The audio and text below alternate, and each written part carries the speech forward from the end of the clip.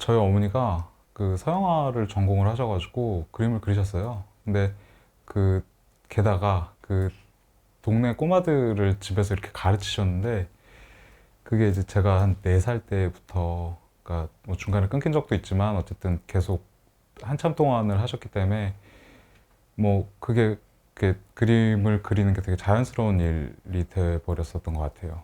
그러니까 뭐 집에 가면 방 하나가 이렇게 그 책장에 쫙 그 동네 꼬마들 와서 그림 그리고 가던 뭐 크레파스랑 뭐 스케치북이랑 수채화 팔레트랑 뭐 이런 거 쫙 있었고 뭐 그러니까 그래서 그 저희 집에 항상 그 현관문을 열면 신발이 가득 차 있었어요 항상. 그래서 그 이게 모자라서 항상 대문 밖에 이렇게 꼬마들 신발이 이렇게 쫙 있고 그랬거든요.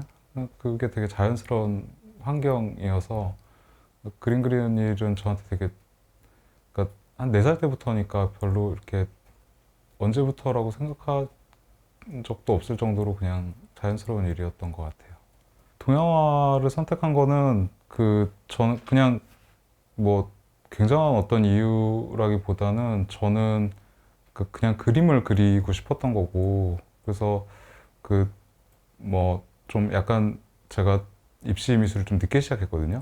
그러니까 그래서 늦게 시작하면서 이것저것을 이제 알아보고 저 혼자 고민을 했을 때 그 당시에는 이제 작가라고 활동하시는 분들이 다 그러니까 서구권에서 유학을 하셨던 경우들이 대부분이었기 때문에 그러니까 작가, 화가가 되려면 서구권 유학 갔다 와야 되는구나. 근데 그러면 여기서 배울 수 있는 거를 선택을 해보자. 그래서 그런 식으로 동양학과를 선택을 하게 됐었어요.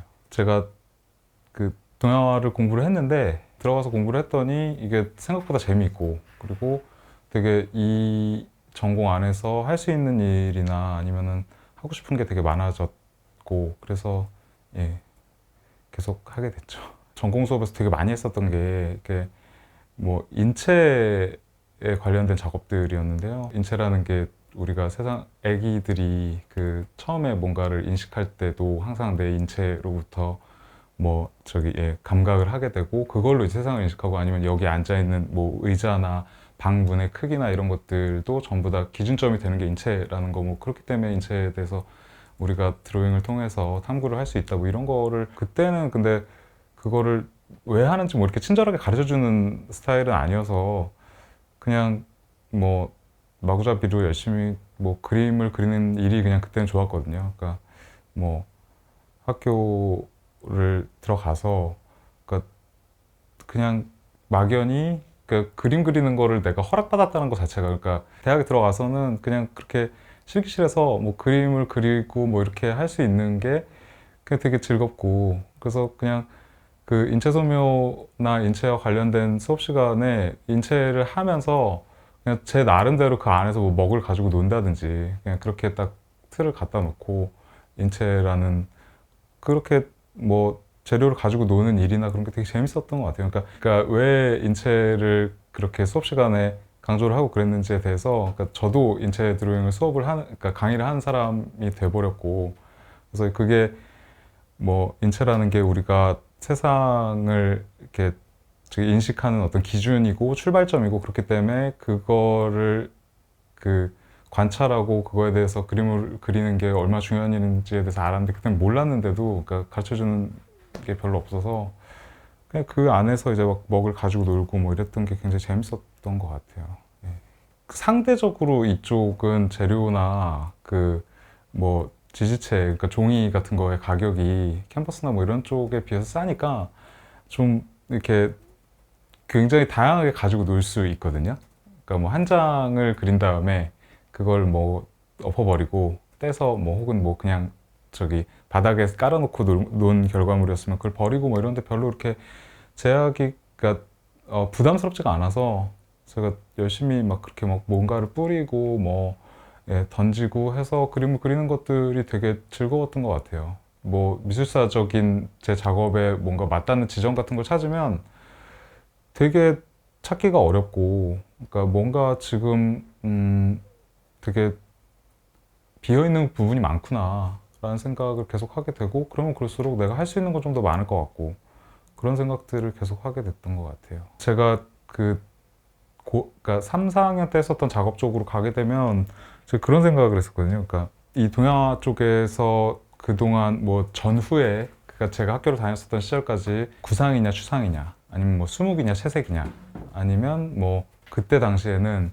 이제 뭐 매체를 어떻게 확장할 것인가 뭐 이런 거에 대한 논의가 있었는데 예를 들면 제가 관심을 가지고 있었던 뭐 어떤 이미지를 어떻게 화면에 담을 것인가 뭐 같은 거에 관해서는 뭐 작가나 작업이나 그리고 뭐 논의나 논쟁 같은 게 없었던 것 같고 근데 그게 저한테는 꽤 그러니까 중요한 일처럼 생각이 됐었고 그러니까 사실 생각이 됐었던 것보다는 그냥 그렇게 느꼈던 것 같아요. 나한테는 이게 되게 해볼 만한 일인 것 같은데 이런 게 없구나 라는 생각을 하게 되고 그러면서 조금씩 뭔가 내가 할 수 있는 부분이 있겠구나 같은 생각을 했었던 것 같아요. 그 이미지를 그러니까 어떻게 화면에 뭐 담을 수 있을까 플러스 뭐 인체가 많이 다뤄왔던 거고 그리고 되게 재밌게 제가 계속해서 그 화면 안에서 가지고 놀았던 어떤 형식이었으니까 그게 이렇게 합쳐지게 된 그러니까 그때쯤에 이제 초상화에 대해서 관심을 가지게 된 것 같고요. 예. 그러니까 초상화라는 게 그 전신사조하고 그래서 대상의 정신 세계를 화면에 담는 거라고 하니까 이제 그거에 대해서 되게 관심을 많이 가지게 된 게 인물을 그리면서 이렇게 연결이 됐던 것 같아요. 이전까지 어떤 전통적인 화가들과 조금 저 자신이 다르다고 좀 느꼈었던 것 중에는 그러니까 제가 뭔가 자연에 대한 어떤 관심이나 뭐 그런 거보다는 저는 인간이 살아가는 모습이나 아니면은 뭐 인간이 상상하고 만들어낸 거 이런 거에 대한 관심이 더 많은 것 같아요. 그래서 초상화에 담 대상들이 그런 인물들이었던 것도 그런 시작이 그러니까 그런 영향이 있었던 것 같고 그다음에 문자들도 마찬가지인데요. 제가 생각했었던 거나 아니면은 이전 작업에서 온 거나 이런 것들이 합쳐진 것들인데 그러니까 이 시대를 살아가는 사람들의 모습 같은 거라고 생각을 했었거든요. 그러니까 문자도라는 형식이 그 제작되던 시기에는 그게 뭐 지배계급의 이데올로기나 혹은 뭐 이념 같은 거였다면 이제 그게 우리 시대에는 그게 자연스럽게 뭔가 로고들이랑 연결이 됐었고 문자도의 형식이 그리기와 쓰기 사이에서 되게 이게 이제 동아시아 회화사에서 굉장히 중요한 문제니까 직접 뭔가를 써가면서 하기보다는 일단 글자를 다루는 그림이었던 문자도 같은 걸로 일단 시작을 해보면 좋겠다라는 생각이 있었거든요. 문자도라는 게 사실 그림이자 글자인 거니까요. 우리 시대의 로고랑 합쳐서 뭐 그 형식을 이용해가지고 화면을 만들어 보고 싶었고 그게 이제 뭐 나이키나 아니면 여기 지금 국립현대에 있는 코카콜라 같은 작업들이 그래서 나오게 된 거였고 요거는 조금씩 형식을 달리 해가지고요. 되게 많이 했어요. 남의 로고를 어떤, 그 글로벌 기업의 로고 같은 거 가져오는 게 아니라 제가 뭔가 문자도 형식 안에서 뭔가를 만들어서 그 작업이 걸린 전시장의 현판 같은 걸로 쓴다든지 그런 거 여러 번 했고 그리고 최근 작업까지도 그런 게 좀 많이 이어져가지고 그 작업은 계속 조금씩 변주돼서 계속 하고 있는 것 같아요. 그러니까 저는 그때 다른 분들이 했었던 것처럼 매체 확장에는 그때는 그렇게 관심이 있지 않았었고 오히려 저는 매체는 이 매체로 다루지 않은 어떤 영역이 분명히 있으니까 매체는 그대로 가져가고 혹은 좀 더 일부러 고루하게 느껴질 정도로 뭔가 화면의 배치 같은 것도 그런 식으로 진행을 하고 그랬었어요. 왜냐면 아직 그게 뭔가 다른 게 할 게 많다라고 생각을 했었거든요. 뭔가를 관찰해서 그림을 그려야 된다라고 하면 사진을 찍어서 그 작업실에서 실기실에서 그 사진을 보고 화면에다가 뭔가를 그려내는 일은 자연스러운 일이었는데 이미지만을 제대로 다루는 어떤 방법 같은 것들에 대한 고민은 없었던 것 같았는데 저는 그게 저한테는 중요한 문제였었던 것 같아요.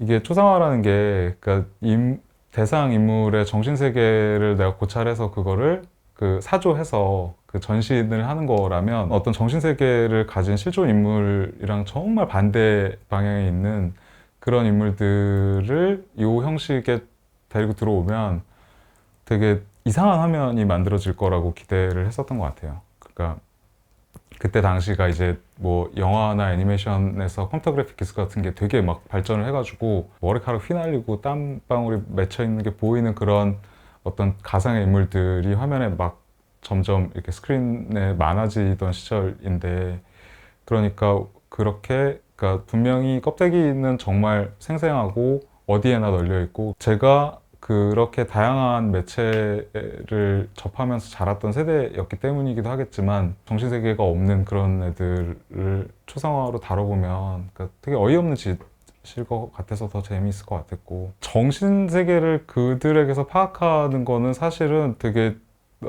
무모한 일이고 말이 안 되는 일이기도 해요. 그래서 사실 왜냐면은 그 화면에다가 그 뭐 원래 있는 이미지를 그대로 옮기거나 혹은 뭐 이런 경우도 초반에는 있었지만, 갈수록 이제 제가 화면에서 그 초상화 형식에 맞게 포즈를 잡고 이렇게 진행을 했거든요. 그러면 그 사람을 제가 그 인물을 관찰하기 위해서 이미지들을 모으고 그래서 제가 화면 안에서 재구성을 해야 되는 상황인 건데, 그렇게 관찰을 한다고 해서 정신세계가 당기진 않죠. 그러니까 방식은 그대로 초상화가 하는 걸 하고 있지만 정신세계를 라고 하는 거를 가지고 있지 않은 어떤, 게다가 그 초상화가가 관찰하는 건 사실은 실물을 보는 게, 실견하는 게 제일 효과적인 방법이고, 그리고 그 실견에 대한 이런 뭐 방법론도 있거든요. 뭐 저기 그 이렇게 쳐다보면서 하면 별로 의미가 없다. 그 저기 이렇게 뭐 그 사람이 눈치채지 못할 때, 그 사람이 나를 의식하지 않을 때 이렇게 자연스러운 행동하는 것들을 뭐 이렇게 슬쩍슬쩍 봐서 그 사람의 뭐 몸짓이나 뭐 이런 것부터 다 해가지고 거기 담아야 된다라고 얘기를 하는데, 뭐 그런 게 아니라 제가 그리는 대상들은 어쨌든 그 뭐 홍보용 이미지 이런 것들을 모으는 거니까, 또 그런 면에서도 비슷하면서도 되게 다르기도 하고, 뭐 그래서 영화사에서 저기 배포하는 이미지나 아니면은 뭐 포스터의 이미지나 뭐 이런 것들을 많이 참조를 하기 때문에 또 영 아닌 부분도 있기도 하고 그렇습니다. 제가 영화나 애니메이션에 나오는 캐릭터들을 많이 다뤘었던 게 그 2005년, 2006년 그때쯤에 그 그래도 갈래를 나눈다면 뭐 이렇게 코스튬을 입고 사람이 연기한 인물이 있었고, 아니면은 정말 그냥 컴퓨터 그래픽 애니메이션의 대상들이 있었는데, 2006년 첫 번째 개인전 때는 주로 컴퓨터 그래픽 애니메이션에 나왔었던 대상들이었어요. 그래서 뭐 초록색 괴물이라든지 반지의 제왕에 나왔던 인물이라든지 뭐 이런 사람들의 초상화가 주로 걸렸었던 전시여서, 그때 그런 얘기도 있었거든요. 그 골룸 연기한 그 분은 영화제에서 이 인물한테 상을 줘야 되는 거냐 아니냐 그런 논쟁이 있을 정도로, 어쨌든 굉장히 생생한 표정이나 아니면 머리카락 한 올이나 뭐 이런 것들이 어떻게 보면 그냥 실제 배우가 연기하는 것만큼 이렇게 우리 눈앞에 펼쳐지고 있는 상황이니까 그 정말 생생한 어떤 대상 인물인 건데, 그렇다면 얘네들을 데리고 와보자 라고 해서 그렇게 세트로 구성을 했었던 게 그 전시였었어요. 선택의 기준은 그러니까 나름 이유가 있기는 있었는데요. 처음으로 그 컴퓨터 그래픽 애니메이션에 되게 본격적인 그 장편 애니메이션에 나왔었던 토이스토리 주인공들하고, 연기 때문에 정말 화제가 됐었던 골룸하고, 그리고 박스오피스에서 성적이 굉장히 좋았었던 뭐 슈렉하고 뭐 이런 식이었고요. 이렇게 정신세계가 없는데도 이렇게 친숙하고 이렇게 생생한 대상들이 또 있을까라는 생각에서, 그러니까 사실 그리고 물리적인 존재감도 없는 거잖아요. 그 어쨌든 그 뭐 화면 앞에서는 그렇게 땀 흘리고 막 웃으면서 막 뛰어다니지만 사실 그 사람들 데이터인 거잖아요. 그래서 그게 초상화의 대상이 됐을 때 제일 어색하거나 이상하거나 이런 화면이 만들어질 수 있을 것 같았어요.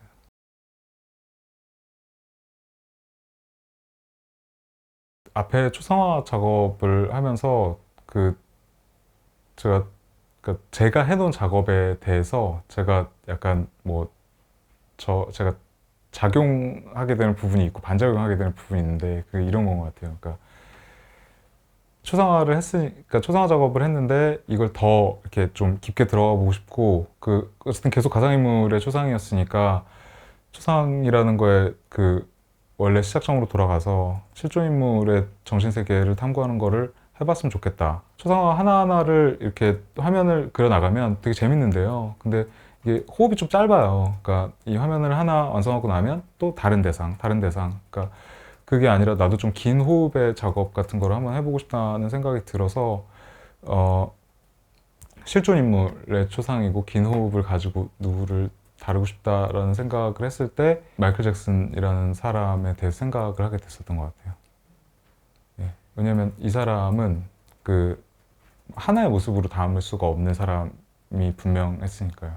마치 그 가상의 인물을 담을 때처럼 느껴졌어요. 그러니까 너무 그 긴 세월 동안 대중에 노출이 됐었고, 그리고 그 안에서 그 계속해서 모습이 변화하고, 그리고 뭐 그 모습이라는 거는 그냥 뭐 어떤 뭐 겉모습뿐만 아니라 그 음악도 계속해서 변화했고, 그리고 어느 순간부터 뭔가 다른 음악인들과는 그 뭔가 그 각 올라서 있는 층위가 다른 것 같은 사람이었거든요. 그래서 이 사람의 초상을 그린다면 이거 어떻게 가능할까 같은 거를 생각을 해보게 됐고, 그래서 되게 약간 뭐랄까 좀 그 예 이것도 역시 되게 무모한 일이 돼 있구나 라는 생각에서 되게 재밌겠다라고 생각을 했던 것 같아요. 초상 연작이라는 게 그냥 제가 붙인 말이거든요. 그러니까 뭐 초상화라는 게 그렇게 여러 점 제작되는, 한 사람의 초상이 여러 점 제작되는 경우가 그렇게 많지는 않거든요. 연작을 구성을 할 수밖에 없겠다 같은 거를 먼저 결정을 해야 됐었어요. 그래서 그러면 연작을 그냥 뭐 내가 내키는 대로 그냥 뭐 마이클 잭슨 위대한 뮤지션이니까 이렇게 저렇게 뭐 한 몇십 개 뭐 이렇게 할 수는 없는 노릇이니까 뭔가 기준이 되는 숫자가 필요했는데, 그러면 뮤지션으로서 이 사람이 남긴 숫자가 그렇다면은 중요한 숫자가 뭐가 있을까 찾은 게 40이라는 숫자였거든요. 그게 이제 그 마이클 잭슨이 미주 시장에서 발매했었던 솔로 싱글 앨범의 숫자였었어요. 그래서 그런 식으로 숫자를 먼저 정하고 그 다음에 형식은 그럼 어떻게 할 것이냐라고 했을 때 이 사람을 계속해서 부르는 그 호칭이 킹 오브 팝이었기 때문에 어진이라는 형식으로 담아보자. 근데 그렇다면 저기 입상으로 그릴 수는 없을 테고, 그러니까 그 뭐 전신 교의 좌상이라고, 그러니까 전신 들어가는데 저기 의자에 앉아 있고 뭐 이렇게 생각을 했고, 그리고 잠깐만 어진이니까 저기 정면관으로 봐야 되겠구나 그런 식으로 조금씩 그러니까 먼저 그 세팅을 다 해놓고 출발을 했거든요. 그리고 뭐 어진이라고는 하지만 본인이 그 대관식을 한 거니까 그럼 대관식 전에는 그렇게 의자에 앉히는 게 아니라 뭐 그 공신사항에 나오는 의자로 해야겠다라는 게 이렇게 딱딱딱딱 다 결정이 되게 되고 뭐 이런 식으로 시작을 했어요. 이전의 초상화가들도 결국에 정신세계를 어떻게 포착하려고 했냐면 뭐 그 대상의 뭐 눈동자의 눈의 색깔이라든지 뭐 저기 피부 상태라든지 혹은 뭐 표정이라든지 이렇게 결국에는 겉에 드러나는 것들을 통해서 그거를 포착을 할 수밖에 없는, 화면에다가 뭐 다른 어떤 시도를 더 이상 할 수는 없으니까 결국에는 시각적인 걸로 했었던 것처럼 저도 그 대상을 선정하는 것까지는 그런 식으로 갔었던 것 같아요. 초상화라는 거는 이렇게 정말 이렇게 가까이에서 실물을 바라봐도 사실 되게 어려운 일인데 정말 그 어떻게 만나기 힘든 사람이잖아요. 근데 또 그러니까 이게 내가 어떻게 보면 정말 잠깐 만나가지고 내가 훨씬 더 저기 들고 파볼 수 있겠구나라는 생각도 들었었어요. 왜냐면 너무 이미지가 많아가지고요. 그러니까 오히려 이 이미지 중에 뭘 선택해야 될지를 모를 정도로, 그러니까 뭐 팬 사이트나 뭐 이런 데 들어가면은 정말 너무너무 많아서 제가 그거를 이미지도 아카이빙을 해야겠다라고 생각해가지고 모으다가 포기했어요. 그러니까 작업에 딱 쓸 것들만 남겨놓고 나머지는 그냥 이거는 뭐 이 망망대해를 어떻게 여기 담을 수 있을까 같은 생각이 들어가지고 오히려 저는 만나서 보는 것보다 더 많이 오랫동안 봤었던 것 같은 기분이 들고 그래요. 먼저 얼굴은요, 그 시기별로 몇 개를 제작을 했어요. 그 얼굴 밑그림만. 그때그때, 왜냐면은 헤어스타일이나 이런 거 굉장히 차이가 나고, 뭐, 좀 야였을 때도 있고, 분장도 굉장히 다양하기 때문에, 그래서 얼굴이 기본형이 몇 개 있었고, 그리고 나머지 뭐 옷이나 자세나 이런 것들은, 그러니까 전체 그 연작의 그 숫자라든지 뭐 이런 거, 그러니까 화면에서 어떻게 담을 것인가 형식 같은 걸 정할 때처럼 이것도 원칙을 세웠어요. 1번은 뮤직비디오에서 이 사람의 모습을 관찰한다. 왜냐면 그 마이클 잭슨이라는 사람 자체가 그 MTV 개국이랑 같이 맞물려서 굉장히 첫 번째 글로벌 스타가 된 세대였기 때문에 뮤직비디오가 이 사람 커리어에서 굉장히 중요하거든요. 그래서 이 사람이 그거의 중요성을 굉장히 일찍 파악을 한 사람이어가지고 그 굉장한 감독들 그리고 굉장한 자본을 동원해가지고 뮤직비디오를 만든 사람이기도 해서 1번은 뮤직비디오에서 관찰한다. 그리고 2번은 이게 어쨌든 싱글 앨범이 40개니까요. 그래서 뮤직비디오가 제작이 안 된 경우에는 그 저기 싱글 앨범의 커버에 나와 있는 모습으로 한다. 그리고 싱글 앨범에도 표지에 사람이 없는 경우가 있어요. 그러면은 이제 뭐 그 싱글이 수록된 정규 음반에서 뭐 이미지들이 있으니까 거기서 가져온다. 그리고 거기도 없는 경우가 있거든요. 아니면 뭐 앞에 다른 곡 때문에 그 이미지를 사용을 했다든지 그러면 그 해당 연도에 활동했었던 사진 같은 것들을 제가 긁어 모아가지고 그걸 바탕으로 싱글 음반에 관련된 화면은 만들어지는 거죠. 딱 그림을, 그러니까 밑그림을 그리기 시작해가지고 완전히 다 끝난 건 한 1년 반 정도 걸렸어요. 아니, 근데 물론 그 사이사이에 다른 것도 했어요. 근데 어쨌든 그러니까 주로 제일 많이 힘을 실어서 했었던 게, 예, 그 작업이었었던 것 같아요. 그 1년 반 동안은. 그 2008년에 갤러리2에서 그 24개를 하고 그 16개까지 합쳐서 40개가 전시가 다 됐으면 어땠을까 아쉽기도 했고, 그리고 또 나중에 무슨 뭐 제의 같은 게 있긴 있었어요. 이런 걸 해볼 수 있지 않겠냐. 근데 뭐 하여튼 여러 가지 이유로 그게 안 됐어요. 이렇게 한 사람의 그 뮤지션으로서의 인생을 담고자 했었던 건데 그것도 한 자리에 모아놓기가 참 힘들구나라는 생각을 그때 하긴 했었어요. 초상연작을 하면 되게 재밌는 게 그 사람의 모습을 담기 위해서 그 이미지를 계속 이렇게 긁어 모으고 또 그런 뭐 의상이라든지 혹은 뭐 뮤직비디오의 뭐 세트라든지 뭐 이런 것들이 어떻게 해서 이렇게 만들어졌는지 같은 거에 대해서 배경에 대해서 계속 공부를 하게 되니까, 그러니까 저는 이 사람에 대해서 리서치를 하고 있는 거지만 이 사람이 그 변화해온 그 시기에 대한 계속해서 뭔가 생각을 하게 되고 더 알게 되고 이렇게 되거든요. 그래서 작업을 할 때는 당연히 이 사람이 주로, 예, 초점을 맞춰야 되는 게 맞지만 이 사람의 결과적으로는 이 사람에 대해서 리서치를 하면서 제가 그 시대의 어떤 문화가 어떻게 변해왔는지 같은 것들에 대해서 훨씬 더 많이 알게 되는 것 같아요. 그런 면이 되게 이런 작업을 할 때 저한테 중요한 부분이었어요.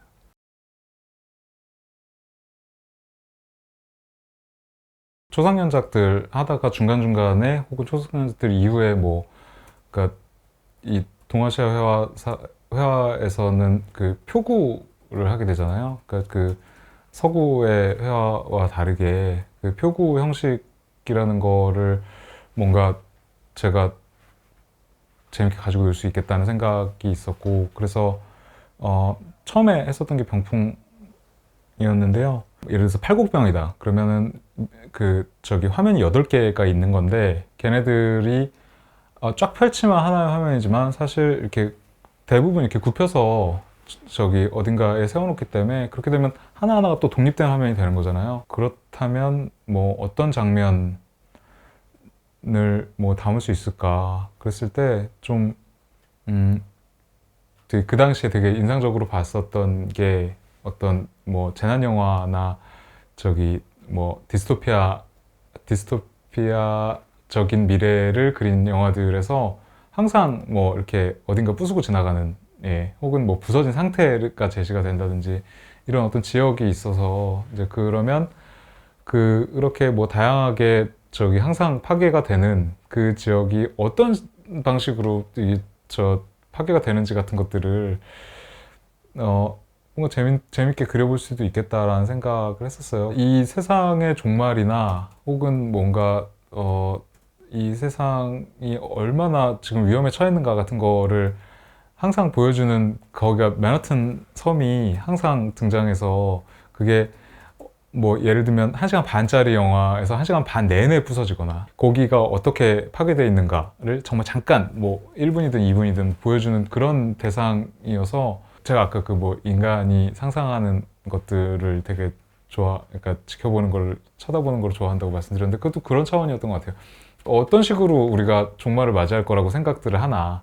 그래서 그 섬이 어떻게 부서지는지를 보면 뭐 사람들이 보면 즐거워할 것 같은 어떤 인류의 종말의 모습이 거기 다 담겨 있지 않을까 싶어가지고, 거기서 이제 하나하나 가져와서 그 맨하튼 섬이 부서지는 장면들을 모아놓은 그림이었었어요. 팔국병이었는데요. 제가 작업한 형식이 쫙 피면 하나의 화면인데, 또 나누면 8개의 씬으로 이렇게 독립이 될 수 있게 생각을 해서, 각 영화당 아무리 짧게 나와도 그거 8개, 그리고 아무리 길게 나와도 그 중에 8장면 중요한 걸 뽑아가지고 그거를 그 병풍에다가 그려서 넣은 거예요.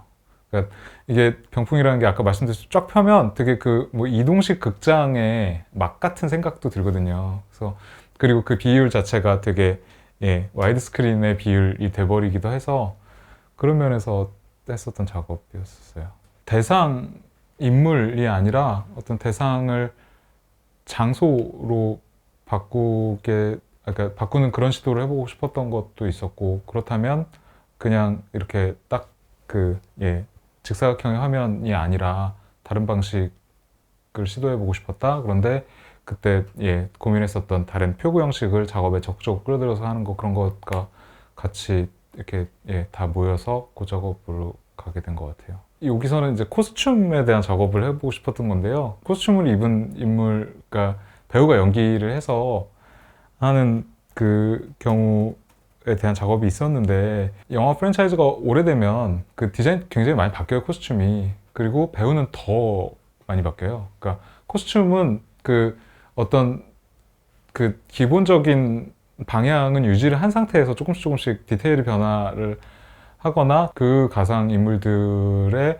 얼굴은 사실은 그 사람 얼굴이 아니라 이거일 수도 있겠다라고 생각해서 이제 정말 얼굴에만 집중한 작은 초상 연작을 한번 만들어 봤었던 건데요. 그 41점이었어요. 앞에 마이클 잭슨 작업을 40점 했으니까 그거보다 하나라도 더 해야 되겠다라는 생각을 가져가지고, 뭔가 하여튼 그 전에 작업을 뭔가 극복을 하는 부분이 있어야 될 것 같아서, 그래서 41점을, 그러니까 영화 포스터 DB 사이트에 들어가서 그 20세기의 영화들 중에 이렇게 포스터에 코스튬의 가면이나 혹은 뭔가 그 사람은 바뀌어도 상관없이 계속 유지될 어떤 헬멧이 됐던 뭐 이런 것들을 찾아가지고 찾다가 보니까 41점 넘겼는데요. 사실은 41보다 더 많았는데 그걸 다 다룰 수는 없는 노릇이고, 그래서 41개로 딱 추려서 작업을 했었습니다.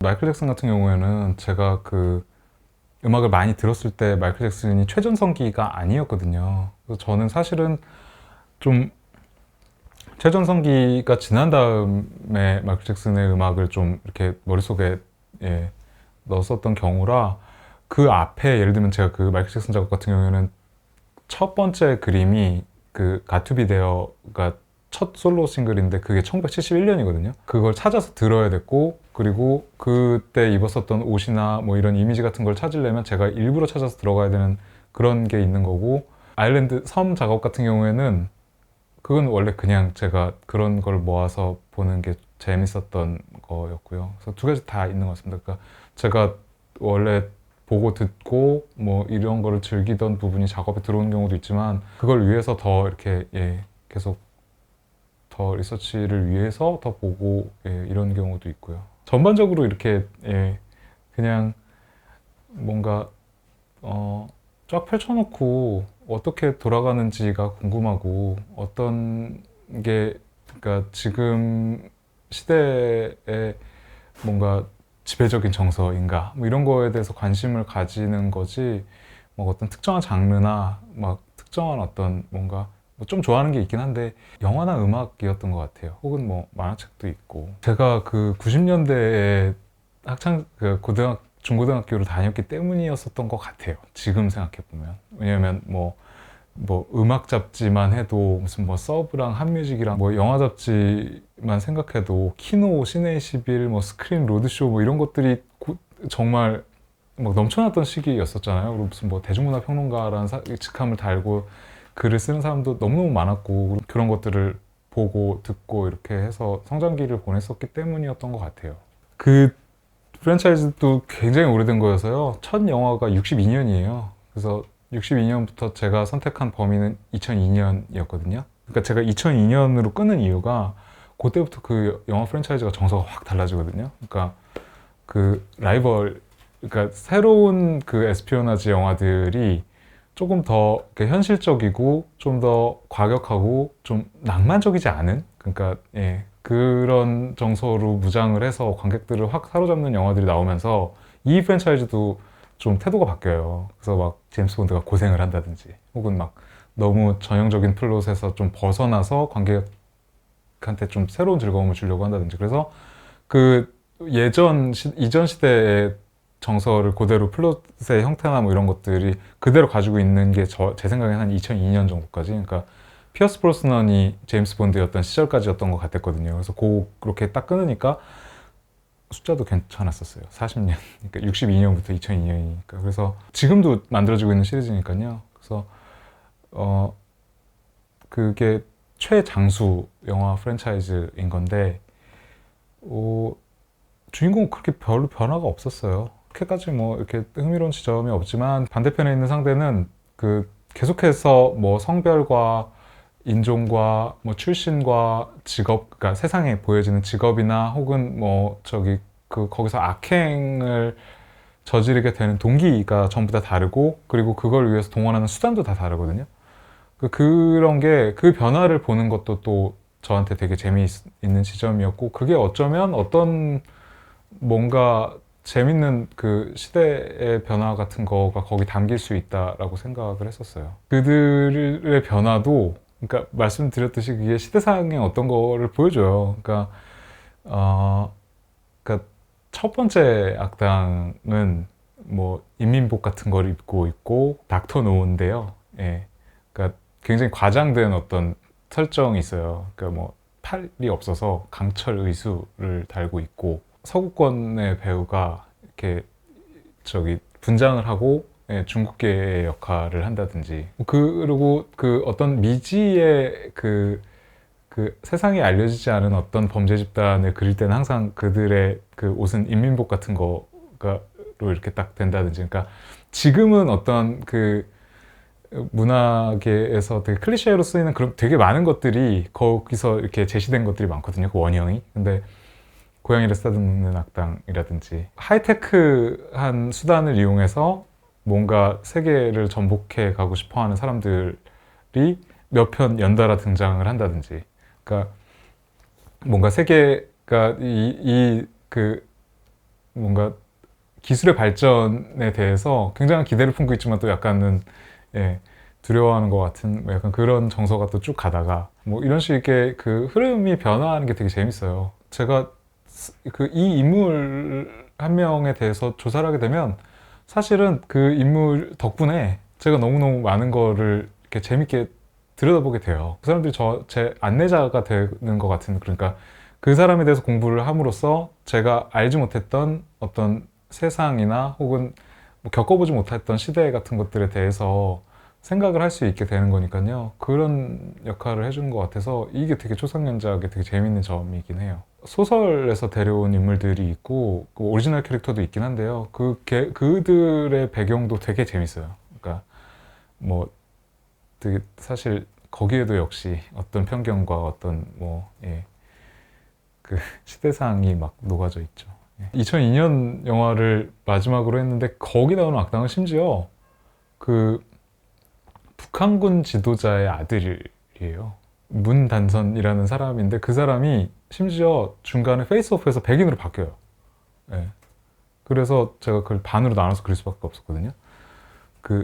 윌리엄 리라는 배우가 했었던 전반부랑 그리고 다른 배우가 했었던 데랑 이렇게 반을 나눠서 한 화면에 담았었는데요. 얼마나 이 프랜차이즈가 변화하지 않았냐를 생각해 보면 제가 그렸었던 첫 번째 62년 영화 닥터 노의 그 닥터 노는 아까 말씀드렸듯이 그 뭐 중국계 독일인 같은 설정인데 백인 배우가 나와서 거기다가 눈에다가 뭘 붙이고 이렇게 예, 마치 아시아 사람인 양 연기를 하거든요. 40년 만에 다시 되돌이표를 찍는 것 같은 느낌이 들어가지고 예, 그게 세트가 되게 재미있다고 생각을 했었어요. 악당들은 아무래도 좀 아까 말씀드린 대로 뭔가 하여튼 예, 담아야 될 게 되게 많아요. 그러다 보니까 그리고 그 설정상 세상에 또 다른 직업을 가지고 있는 경우도 많고 그래서 그 수하들로 가게 되면 굉장히 과장돼 있고 그 뭔가 그 제작하는 사람들의 편견 같은 게 아주 진하게 묻어있는 그런 캐릭터들이 되게 많거든요. 그래서 딱 보면 되게 우스꽝스럽거나 혹은 되게 그런 것들이 많은데 이걸까지 다 본 작업은 못하겠다라는 생각이 들고 그래서 이제 걔네들은 연필 드로잉으로만 하고 끝났어요. 제가 그런 작업들이 좀 있는데요. 근데 그것도 사실 숫자 꽤 되거든요. 그래서 그 작년 2020년에야 겨우 이제 그런 애들을 모아서 전시할 때 처음으로 좀 본격적으로 나갔었던 거예요. 연작을 하나하나 할 때는 그 정말 그러니까 그 전에 이제 했었던 거에 대한 작용과 반작용 때문에 이게 또 이어지는 것 같아요. 이게 예를 들면 아까 말씀드렸듯이 그 초상화 각각 너무 호흡이 짧고 너무 이게 파편적인 것 같은 데서 마이클 잭슨 작업은 좀 그것들을 더 깊게 파보고는 싶은데 그 반대되는 면에서 뭔가 긴 호흡이었으면 좋겠고 실존 인물 같은 거 생각을 했으면 악당으로 넘어갈 때는 요 앞에 두 개를 조합하여서 어떤 방향이 생길 수 있지 않을까? 그러니까 초상연작의 방법은 그대로 적용을 하는데 이게 실존 인물이 아니면 어떨까라는 생각도 했었던 거죠. 가상의 인물로 다시 돌아왔는데 그게 역사가 켜켜이 쌓여 있어서 그 변화를 하나로 또 뭔가를 담아볼 수 있지 않을까라는 생각을 했었던 것 같아요. 따로따로 막 이렇게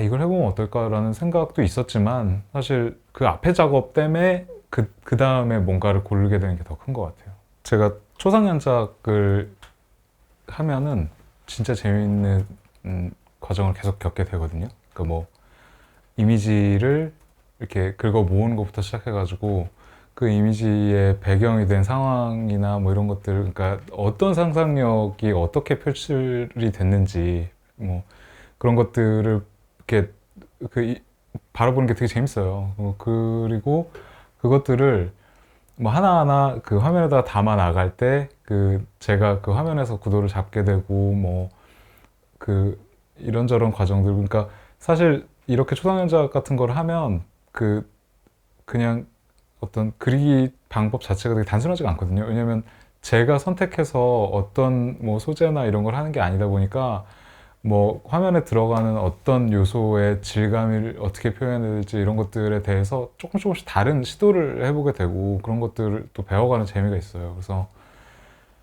하다 보면 너무 재밌어서 이게 그러니까 소재를 계속해서 다른 방향으로 잡아가지고 초상연작만 계속해도 될 것 같아요. 그러니까 너무 할 게 많고 생각나는 것도 많고 아까 말씀드렸듯이 앞에 한 거 때문에 뒤에 생각나는 게 있고 또 그러다 보니까 그 꼬리에 꼬리를 물고 하는 게 있어서 할 게 너무 많아서 사실 문제가 됐어요. 이러다가는 다른 거를 할 수가 없고 그리고 이게 막 1년 동안 한 다른 것들도 섞어서 하긴 하지만 큰 흐름을 하나를 잡아가지고 한다는 건 이거는 좀 문제가 있다. 그래서 그런 거는 좀 이렇게 작게 푸는 방향으로 바뀌었거든요. 그러니까 뭐 무대를 옮긴 거죠. 그래서 화첩에다가 뭐 진행을 한다든지, 그러니까 뭐 조그맣게 아니면 뭐 그래서 뭐 화첩도 뭐 그런 로봇 화첩도 있고 외계인 화첩도 있고 이렇거든요. 인간 형태가 아닌 어떤 대상이 어떻게 변화했는지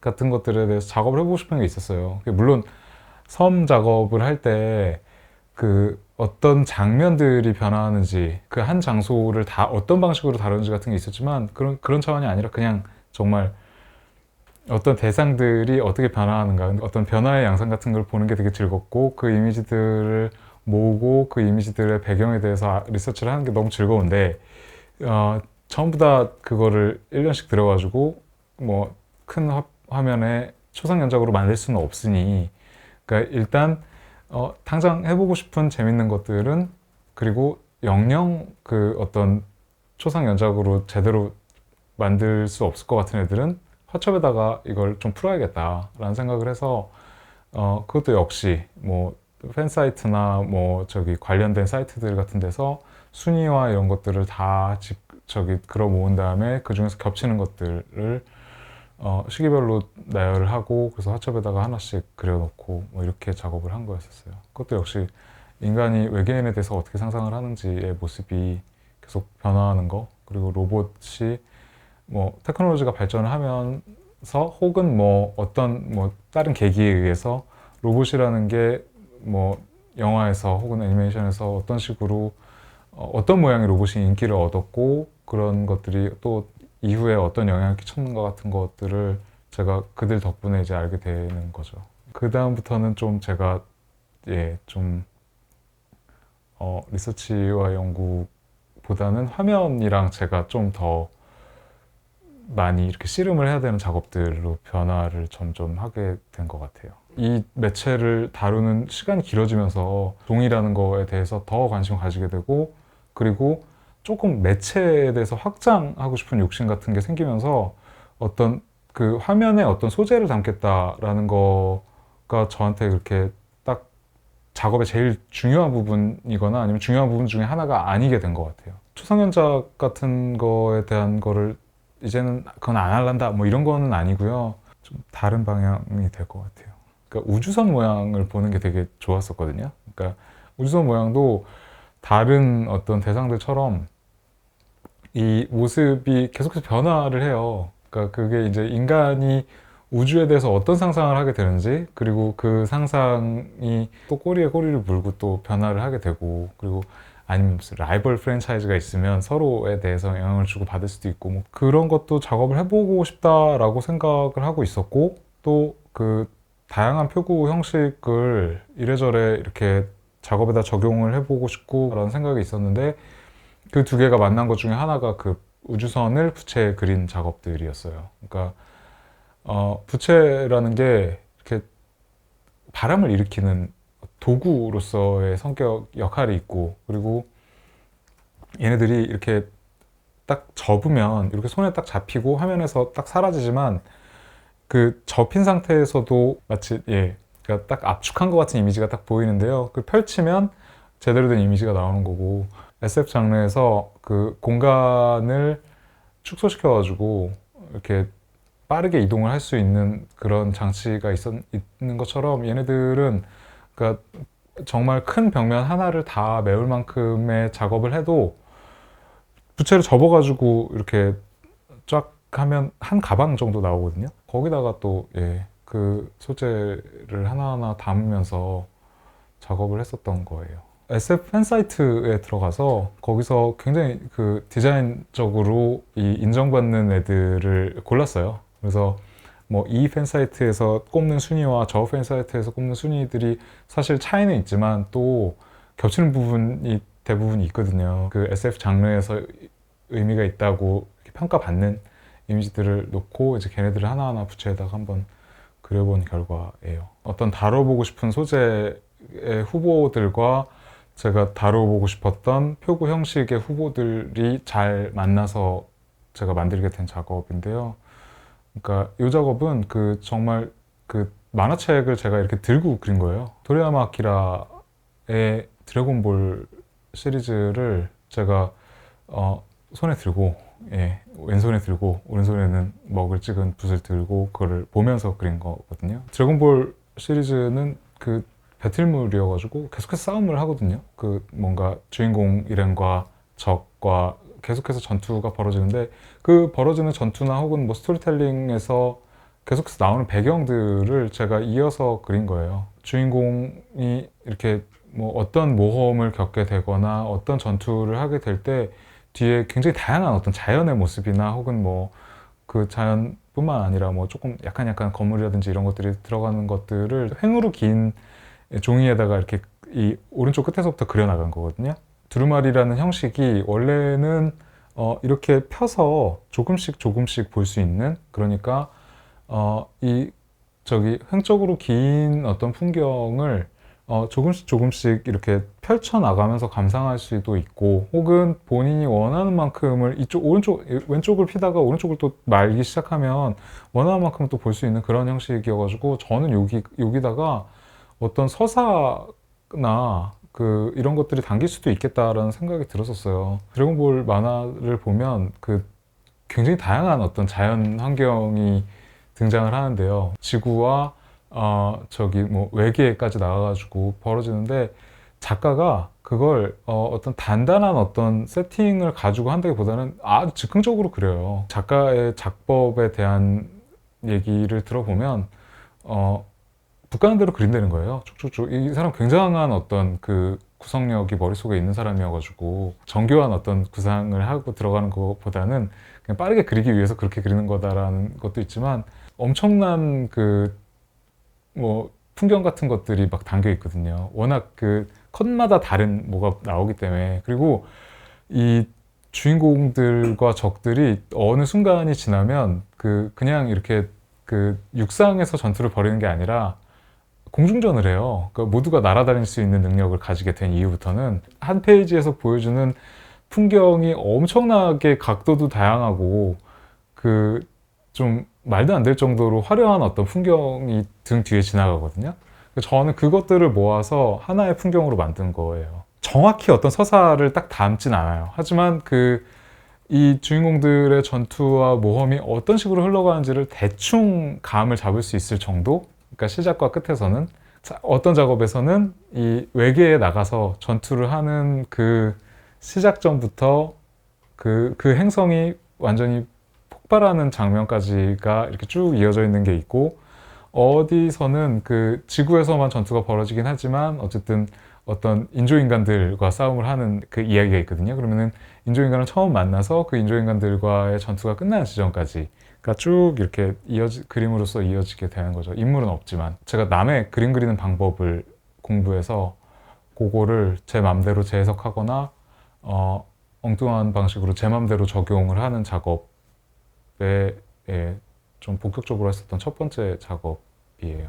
토리야마 아키라라는 만화가가 자연을 묘사하는 방법을 제가 정말 이렇게 보고 그것들을 따라서 그려서 그 만화책에는 그런 식의 풍경이 펼쳐지지 않는데 제가 하나의 풍경으로 길게 만든 거인 것처럼 다른 방향으로 맘대로 그림을 그리는 것들을 제가 조금씩 하고 있거든요. 사실 이전 작업에도 그런 부분이 있었죠. 예를 들면 문자도 같은 경우에는 문자도를 그렸었던 사람들이 글자를, 효를 어떤 식으로 문자도로 만드는지 같은 것들을 제가 어떤 식으로 만드는가, 양식화하는 방법 같은 거를 로고에다 적용을 했었거나, 아니면 초상화를 그리는 사람들이 피부 표현을 어떤 식으로 하는가, 혹은 뭐 화면에서 구도를 어떻게 잡는가, 이런 것들을 공부해서 제 그림에 적용시켰었던 것처럼, 그게 아니라 동시대의 다른 어떤 시각적인 표현을 하는 창작자의 방식을 제가 좀 공부를 해서 그걸 다른 식으로 제 작업에다가 적용하는, 독립적으로 했었던 첫 번째 작업인 것 같아요. 만화가의 그림체를 내가 똑같이 따라서 그리지만 거기서 이게 그냥 베껴 그리는 거라고 생각할 수도 있는데 그렇지는 않아요. 왜냐면 어쨌든 구도를 잡아서 하나의 풍경으로 만들어야 되니까 그 부분에서 제가 취사 선택을 해야 되고, 크기를 어떻게 넣어야 되고, 이런 것들은 예를 들면 굉장히 큰 어떤 장면에서 가져온 거지만 제 그림에는 조그맣게 들어가야 될 수도 있고, 하나의 흐름을 만들려면 반대인 경우도 있고 하다 보니까 제가 그림을 그 사람이 그린 것을 흉내내서 그림을 그리게 되면서 마치 그 사람의 손이 어떻게 움직였을까 같은 거, 이 사람 오른손잡이였구나 라는 생각을 하게 된다거나, 혹은 이 사람이 처음에 그릴 때는 이야기를 진행하면서도 나무 같은 거 까맣게 전부 다 칠해서 하더니 이 이야기의 끝으로 갈수록 펜이 날아가는구나 라는 거 같은 거를 제가 붓을 하면서 생각을 좀 하게 되는 부분이 있어서 그게 되게 재밌어요.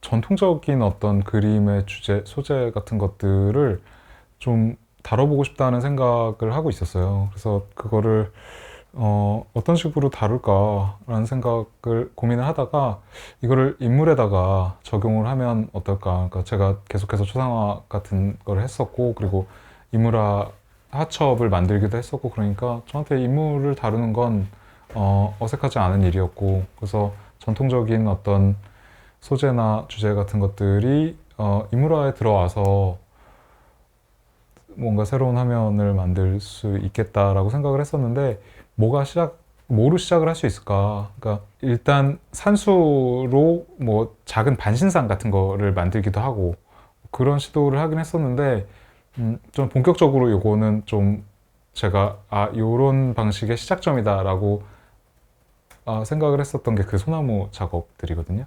네, 제가 그때 몽인 아트 스페이스라고요. 그 레지던시에 있었어요. 그 지금은 운영을 하고 있지 않은 제가 레지던시 2번 있었는데 그 2006년에 쌈지에 있었던 거랑 딱 몽인이랑 이렇게 두 군데였는데요. 몽인에서 그 마당에 그 소나무가 쫙 있었어요. 매일 그 마당을 이렇게 가로지르면서 그리고 나와서 이렇게 쳐다보면서 야, 소나무가 이렇게 동아시아 회화사에서 이렇게 사랑받은 이유가 있었구나. 그런 소재가 맞구나. 멋있다. 라고 생각을 해서 이걸로 시작을 해볼까? 이거 되게 동아시아 사람들한테 그리고 한국 회화사에서도 아주 사랑받은 소재이고 그리고 이게 먹의 원료 중에 하나이기도 하거든요.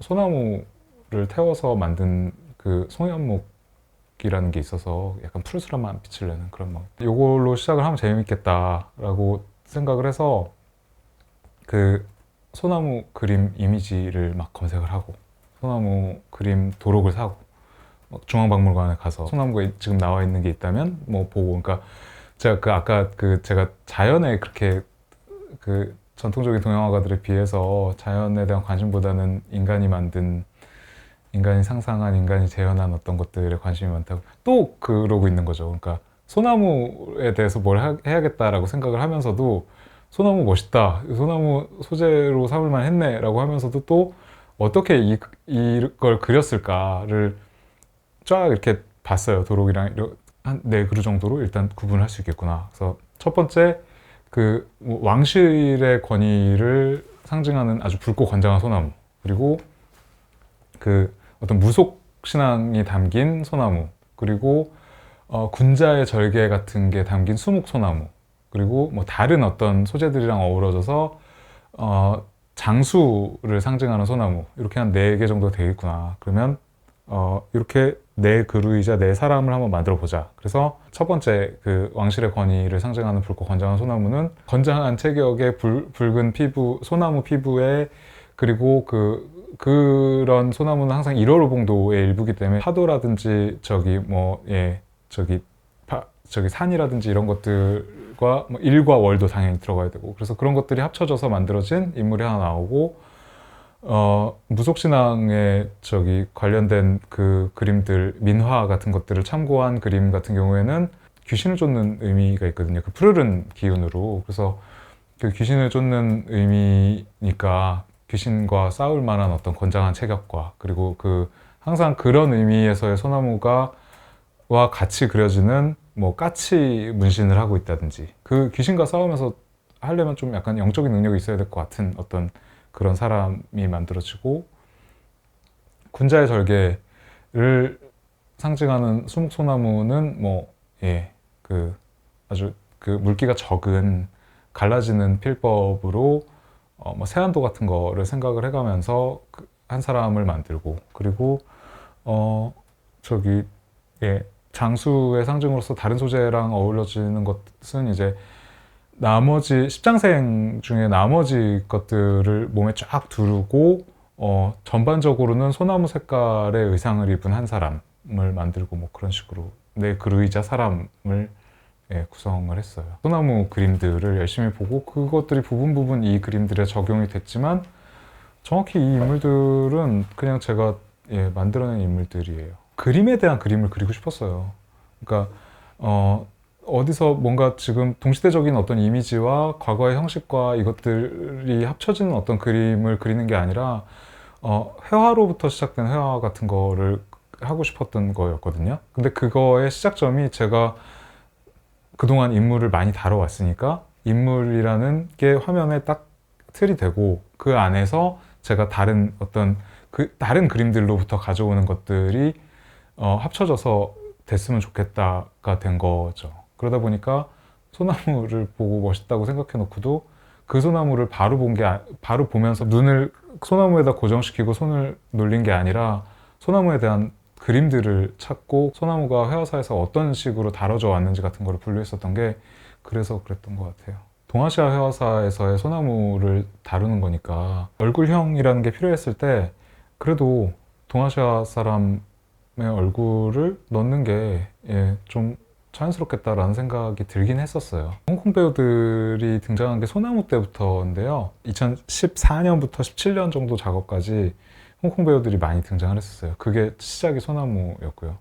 그래서 홍콩 배우들이 막 그렇게 막 많이 등장할 거라고 저도 생각을 안 했는데 소나무 때 한번 제가 이제 약간 그래도 어떤 얼굴형이나 좀 리얼한 얼굴 같은 게 필요하면 누군가 한 명이 이걸 좀 맡아줬으면 좋겠는데 그래서 선택한 게 유덕화 배우였었거든요. 배우로서 정말 소나무 같은 사람이라는 생각이 좀 출연한 영화 편수도 굉장하고 그러니까 100편 이상이고 그리고 뭔가 홍콩의 영화계가 그러니까 굉장히 부침을 겪으면서도 계속해서 꾸준하게 어떤 작업을 해왔었던 면에서 그런 어떤 소나무 역할에 잘 어울릴 수 있겠다라는 생각이 들어가지고 거기서 얼굴이 그러니까 네 그루 중에 얼굴이 3개에 들어가는데요. 거기가 전부 다 유독화 얼굴이었었어요. 인컴페이퍼에 들어갔었던 사람 사실 주윤발이었어요. 예. 이제 거기는 또 그러니까 제가 캐스팅 디렉터가 돼서 이 인물의 역할의 얼굴형을 제공해 줄 사람은 누구면 좋겠다라고 해서 그 사람을 그린 건 아니고요. 거기서 잠깐 조금 이렇게 이목구비 같은 면이 조금씩 이렇게 빌려오는 거여서 소나무 하고 난 다음에 했었던 전시가 인크온페이퍼라는 전시였는데요. 그거는 인크온페이퍼라는 게 뭐 종이의 수묵 혹은 뭐 지본 수묵이라고 하는 캡션에서 재료기법 정보를 영어로 표현할 때 인크온페이퍼라고 쓰는 거였거든요. 근데 그거를 이제 아예 전시 제목에다가 달아놓은 거는 그만큼 제가 그 매체에 대해서 뭔가 작업을 하고 싶었던 거가 좀 강했기 때문인 것 같아요. 그러니까 아예 소나무처럼 어떤 소재 하나로 정해놓지도 않고 다양하게 수묵으로 할 수 있는 어떤 뭐 기법이나 수묵으로 주로 그려졌었던 어떤 사군자 같은 소재나 쓰기와 그리기 사이에 있는 어떤 뭐 서화라는 지점 같은 것들을 다 조금씩 다른 작업들을 모아서 건 전시였었거든요. 매화 희신보라는 책에 나와 있는 매화 그리기 방법부터 뭐 조선시대의 다양한 매화 그리는 방법들을 다 모아가지고 매화 사람을 하나 만든다든지 아니면 글씨랑 그림의 사이에 있는 문제 같은 것들을 먹으로 새롭게 풀어보고자 했었던 게 있어서 글씨가 모아져서 사람이 되는데 그 사람은 다시 글씨를 손이나 발에서 일으키기도 해서 그러면서 또 얼굴에 써 있는 거는 뭐 눈 자리에는 눈목자가 써져 있고 코 자리에는 코빗자가 써져 있고 입 자리에는 입구자가 써져 있고 이런 식으로 구성이 된 그래서 손으로 뿜어내는 거는 출판 만화에서 표현하는 어떤 의태어 같은 것들을 뿜어내는데 한쪽에서는 한글 의태어가 뿜어져 나가서 뭐 조금 추상적인 모양으로 바뀐다든지 하고 이쪽은 뭐 영어로 된 의태어가 뿜어져 나오다가 또 추상화되고 뭐 이런 것들을 사실 전시 규모는 그렇게 크지 않았는데요. 딱 4점 걸었었던 거니까 내가 지금 관심을 가지고 있는 거는 먹이라는 매체 자체다라는 거를 좀 힘을 줘서 보여주고 싶었던 전시였었어요. 저는 먹이라는 게 그러니까 되게 아주 오랜 시간 동안 동아시아 사람들의 사고와 상상을 시각화한 온 도구기 때문에 그게 여전히 이 매체를 가지고 우리가 해볼 수 있는 게 더 많다라고 생각을 했거든요. 이 먹이라는 매체를 가지고 그림을 뭘 또 실험을 해볼 수 있을까, 새로운 방향으로 뭘 또 가지고 놀 수 있을까 같은 거를 고민을 해봤으면 좋겠다라고 생각을 했었어요. 그래서 그 전시가 이제 그거를 시작한 전시였고요. 먹이 회화사에서 소재를 어떤 방식으로 표현해 왔는지랑 혹 그렇다면 그걸 가지고 새로운 방식으로 뭘 다룰 수 있지는 않을까 같은 거였거든요. 그러니까 그 매화 그림 같은 경우에는 먹을 그 채색화 그리듯이 사용한 부분도 있었어요.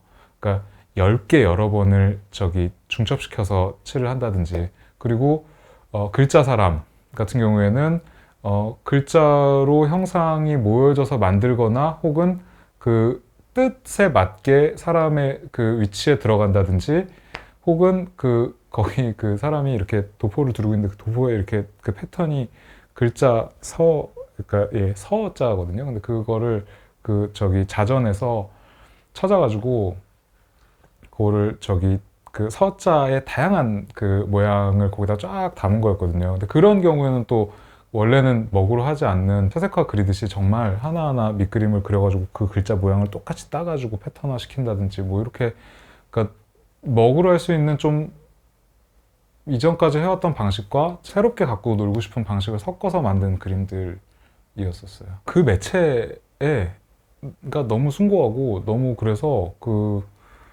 그거를 다루는 방법조차 정해져 있다라는 것처럼 여겨지는 건 좀 아니라고 생각했던 것 같아요. 사고한 바와 상상한 바를 이렇게 펼쳐놓는 거였다면 얘는 우리 시대는 또 우리 시대에 맞는 또 다른 표현할 수 있는 방법이 있지 않을까. 그러면 정말 아직도 얘는 새로운 가능성이 되게 많은 것 같은데 너무 항상 쓰던 방식으로만 쓰는 거 아닌가? 라는 생각 같은 걸 했었던 것 같아요. 먹이 그냥 가지고 노는 매체로서 되게 재밌기도 해요. 그러니까 먹이 그렇다고 되게 까맣지도 않거든요. 사실은 좀 완전한 그 블랙이라고 하기에 굉장히 먹의 종류에 따라서 어쨌든 천연재료이기 때문에 한계가 있어요. 그래서 약간 푸르스름한 애도 있고 약간 갈색 톤을 띤 애도 있고, 한 방울 가지고도 되게 그냥 멀쩡한 그냥 맑은 물을 먹색깔로 만드는 그 아주 효율이 좋은 매체이기도 하고 굉장히 안정적인 매체여가지고요. 이 매체는 종이에다가 흡수를 시킨 다음에 웬만한 품질의 먹이라면 그 하루 이틀 말린 다음에는 그 위에다가 무슨 짓을 해도 얘가 변화가 별로 생기지 않아요. 예. 그러니까 그런 면에서도 이게 그러니까 정말 이 재료 자체가, 이 매체 자체가 그렇게 오랫동안 쓰여졌었던 그런 이유가 있구나라는 생각이 드는 매체여서, 예, 그거에 대해서 좀 작업을 좀 해보자라고 생각을 했었던 것 같아요.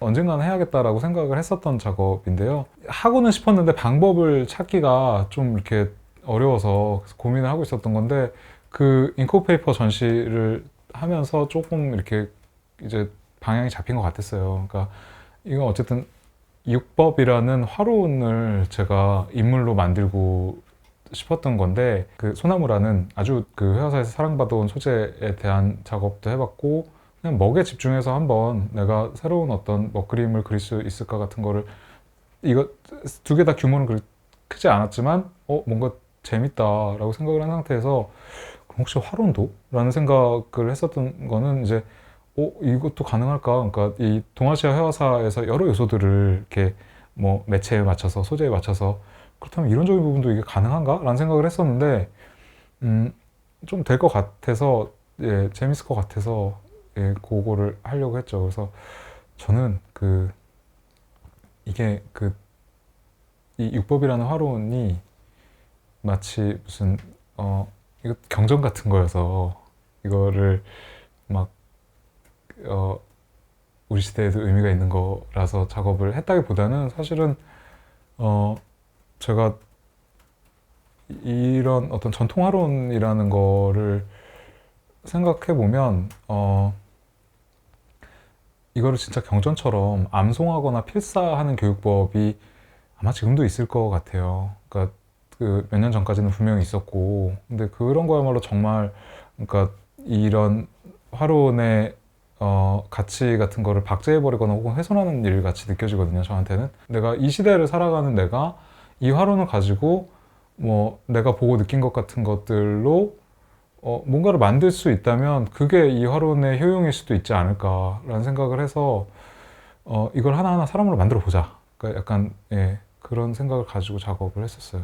고화품록이라는 아주 오래된 그 책에 처음 실린 건데요. 이 회화를 제작할 때 일단 뭐에 가치를 두고 어떤 거를 중요시 여기고 기술적으로는 어떤 거를 쌓아야 되고 뭐 이런 거를 구체적으로 제시한 화론이라서 굉장히 6번만 딱 떼서 어떤 중요한 화론이라고 하면 꼭 들어가는, 일단 1번이 기운생동인데, 이 인물은 기운을 자유자재로 화면 속에서 펼쳐내고 심지어는 화면에서 기운이 뻗어나가는 인물이라고 생각을 해서 화면에 그 기운과 관련된 그 뭔가 출판 만화에서의 표현 같은 것들을 다 모아서 인물을 만들고, 그리고 부적 쓸 때 쓰는 그 재료로 얼굴을 그리고, 그리고 기운이 뻗어져 나가서 아예 화면 밖으로 부채들이 날아가고 있거든요. 그래서 손에 들고 있는 부채는 제가 그 똑같은 부채를 보고 그리내지만 실제로 부채가 날아가서 이 화면에 밖에 이렇게 여러 개가 배치가 돼 있는 거고요. 그리고 그 다른 인물 또 그 다음은 골법용필 같은 경우에는 붓을 사용할 때 그 정말 그 뼈가 있는 것처럼 딱 단단하게 내가 그 붓을 사용하는 방법에 대해서 신경을 써라 라는 건데, 그래서 그 인물은 그 전에 했었던 작업과 비슷한 면이 있는데 그 글씨를 온몸에 두르고 있어요. 골법용이라고 딱 써져 있는 그 갑주를 입고 있고, 그리고 그 잘 보면 칼자루가 필자거든요. 그래서 그 필자에서 이렇게 먹이 막 푹 뿜어져 나와가지고 그런 무공을 사용하는 인물이고, 그리고 응물상형은 이제 어떤 상황에서건 다 이렇게 자기 모습을 유지할 수 있는 어떤 인물 같은 거를 생각해서 그 병풍이었는데요. 그 병풍의 각 폭이 지지체, 그러니까 종이의 그러니까 지지체가 다 달랐어요. 그러니까 한 폭은 화선지, 아주 얇은 화선지, 뭐 순지라고 좀 질기지만 두께는 얇은 그런 종이, 뭐 그런 애들을 합쳐서 만든 뭐 2합 장지, 3합 장지, 그리고 비단도 있었고요. 순지는 종류가 2개가 다른 게 있고, 화선지도 아주 얇은 게 있고 조금 도톰한 애가 있고, 그래서 이 인물은 그렇게 여러 폭에 나눠져서 몸이 쭉 이렇게 하나로 연결돼 있지만 그 종이 혹은 비단에 맞는 기법으로 그려져 있어요. 그 부분은. 그래서 화선지에 이렇게 발이 뻗어져 있는 부분은 뭐 수묵 담채로 그리고, 뭐 장지에다 그릴 때는 막 푹푹 이렇게 막 해서 막 그리고, 뭐 비단으로 그릴 때는 아주 뭐 고운 색깔의 채색화로 그리고, 그래서 쭉 나눠져 있는 사람인 거고요. 그리고 경영이치는 이제 구도 잡는 얘기거든요. 그래서 이 구도를 어떤 상황에서도 완벽한 구도를 그러니까 다양하게 그 구도를 변주할 수 있는 인물이면 좋겠다 싶어서 이 인물은 아주 여러 족자에다가 몸을 다 부분을 나눠서 그랬어요. 그 출판 만화에서 그 순간 이동을 할 때 표현하는 그런 그 효과 같은 것들을 다 일으키고 있거든요.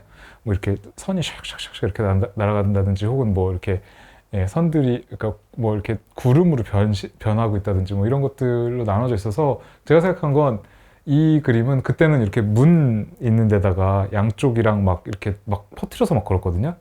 근데 공간이 좁으면 얘를 그냥 쫙 같이 이렇게 붙여서 걸어도 되는 거라고 생각을 했고, 아주 넓으면 확 퍼뜨려서 걸으면 되는 거고, 그러니까 어떤 공간에서도 그 형태를 자유자재로 바꿔서 어디서든 자기가 알아서 구도를 맞출 수 있는 인물 같은 걸 생각을 했고요. 수리부채 같은 경우에는 이제 채색에 관한 얘기예요. 나머지 그림들을 표구할 때 썼었던 제가 지정했던 그 2가지 비단 색깔이 있었어요. 화면을 두르거나 아니면 족자를 하고 남은 그 2가지 종류의 비단, 그러니까 옥 색깔이 하나 있었고 황토 색깔이 하나 있었는데요. 그 남은 비단을 가지고 그냥 표구사 사장님한테 하나로 만들어 달라고 부탁을 드렸어요. 그걸 가져와서 그 위에다가 사람을 하나 그렸어요. 그래서 이 사람은 사실은 그 비단이 몸인 거죠. 그래서 나머지 그림들의 색깔을 이렇게 지정해주고 이렇게 받쳐준다는 의미에서 그러니까 이 팀에서는 이 6명의 팀에서는 제일 면적이 넓은 예, 그림인 거죠. 전이모사가 있는데요. 이 전이모사는 제가 사람으로 만들진 않았어요. 전이모사는 그냥 저기 그 육협이라는 현판을 만들었는데요. 전이모사라는 게 그런 항목이거든요. 그러니까 그 이전에 회화사에서의 뭐 명작들을 저기 모사 그러니까 따라서 그리고 공부를 함으로써 그림 그리는 방법 같은 거를 저기 익히는 게 중요하다라는 거여서 나머지 이제 그림들에서 그림들을 그렸던 방법들을 모아서 현판을 하나 만든 거. 그러니까 이게 사실은 아주 그 전부터 계속 해왔었던 문자도로 이 연작의 현판 같은 거를 하나 만드는 그런 형식 같은 거가 이 전이모사 그림이 됐었던 거예요. 그러니까 이 전시는 그 제가 지금까지 했었던 그 개인전을 했었던 공간 중에 제일 넓은 데였었어요. 그리고 사실 되게 복잡한 구조였거든요. 그러니까 방이 굉장히 많이 나눠져 있고 층도 이렇게 거의 3층에 걸쳐서 전시할 수 있는 데가 잉크온 페이퍼 때 풀지 못했었던 여러 가지 이 다른 방향, 좀 더 이렇게 세분화해서 풀거나 아니면 더 이렇게 좀 깊게 파보자 해서 일단 작업들을 그냥 막 그리기 시작했었어요. 먹으로 할 수 있는 먹에 관련된 아니면 먹이기 때문에 가능한 뭐 이런 작업들을 이런 것들을 하나하나 인물화로 만들어 가지고 계속해서 그림을 그려 나갔고 그때까지 된 걸 다 들고 가서 설치를 했었던 건데 시작은 그 인키 잉크라고 전시에 나왔던 작업들 제일 처음 시작한 건데요. 그러니까 정말 먹물의 성질, 먹이기 때문에 그러니까 진료적인 특성 같은 거에 초점을 많이 맞췄었던 작업이에요. 그래서 먹이라는 게 이 원래 그러라고 나온 재료가 아니기 때문에 이렇게 세워서 그림을 그리게 되면 사고가 많이 벌어지거든요. 뭐 이렇게 툭 떨어지거나 아니면 흐르거나 그런 것들이 항상 그 먹을 가지고 그림을 그리거나 할 때 이렇게 저뿐만 아니라 모든 사람을 긴장시키는 어떤 재료적인 특성인 건데 그 재료적인 특성을 그냥 이 그림에 혹은 이 인물의 무공이라고 생각해서 긍정하고 이걸 만들어 보자라고 생각을 한 거예요. 그래서 그 그림에는 이제 중력이 3방향에서 작용을 했는데요. 그냥 그릴 때 이쪽 방향에서 저기 작용하는 거. 그래서 저는 이쪽 아래로 하는 중력을 작용이 계속 되는 상태에서 그림을 그리다가 얘를 돌려서 그림의 위가 아래쪽에 나오게 된다면은 이 몸 부분을 그릴 때 그냥 신나게 흘린 거죠. 신나게 흘려서 그림이 쫙 밑으로 이렇게 흘러버리면 걔를 돌려서 보면 이제 이 사람의 몸이 위로 확 날아가고 있는 그림이 되는 거고 사람이 되는 거고 그리고 마지막으로는 이 그림을 떼서 바닥에 놓고 그 위에서 물을 뿌려가면서 바닥에서 이렇게 수평적으로 제가 붓을 눌려서 그렇게 동양하는 사람 우린다고 표현하는데요. 그런 방법을 쓴 거고 그래서 그냥 먹이 가지고 있는 성질 자체를 긍정을 해보자라는 차원에서 그걸로 시작해서 이제 나머지 작업들은 뭐 아까 말씀드렸듯이 잉크온 페이퍼 때 조금 덜 했었던 것 같은 거나 뭐 예를 들면 글자와 그림의 쓰기와 그리기의 관계가 인물화 안에서 해석될 때 그게 4가지 방향으로 퍼진다든지 매화 가지고 뭐 작업했었던 거는 아예 사군자 하나를 합쳐서 뭔가 사람으로 만든다든지 아니면 제가 좋아하는 수묵화가들의 필법을 조금 흉내내서 어떤 그 사람들이 자주 그렸었던 소재인 동물과 연결한 사람을 만들기도 하고 그리고 정말 준법이나 막 이런 것들을 하나하나 저기 사람으로 만든 것도 있고요. 준법도 계열이 있거든요. 무슨 도끼로 이렇게 패인 것 같은 자국 그리는 준법들을 모아서 사람을 하나 만들고 그래서 그 사람 굉장히 뾰족뾰족해요. 이렇게 날카롭게 깎여 있는 것 같은 그리고 뭐 섬유질처럼 산세를 표현하는 그 마준 시리즈 있거든요. 무슨 뭐 피마준이나 해삭준 뭐 이런 것들로 이렇게 섬유질 그런 걸로 그런 거를 뿜어내는 어떤 무공을 가진 사람을 하나, 그 뿜어낸과 동시에 그런 것들로 이루어진 옷을 입고 있고 뭐 이런 사람을 하나 만든다든지. 그래서 그냥 예, 좀 원 없이 그냥 막 쭉쭉쭉 예, 그림을 그려 나갔었던 것 같아요. 되게 넓은데 또 이렇게 그냥 통으로 하나의 공간이 아니기 때문에 이거 어떻게 해야 되나 라는 생각이 들어서 그냥 정말 그냥 인물이 그냥 그 성격이나 무공에 맞게 혹은 걔네들이 한 팀이 될 수 있을 만한 애들이 있으면 걔네들 모아서 한 방에 걸고, 그리고 이렇게 좀 날아가는 것 같은 무공을 가질 법했었던 어떤 사람들은 예, 또 이렇게 좀 공중에서 많이 높이 예, 뛰어서 건다든지 뭐 그런 방식으로.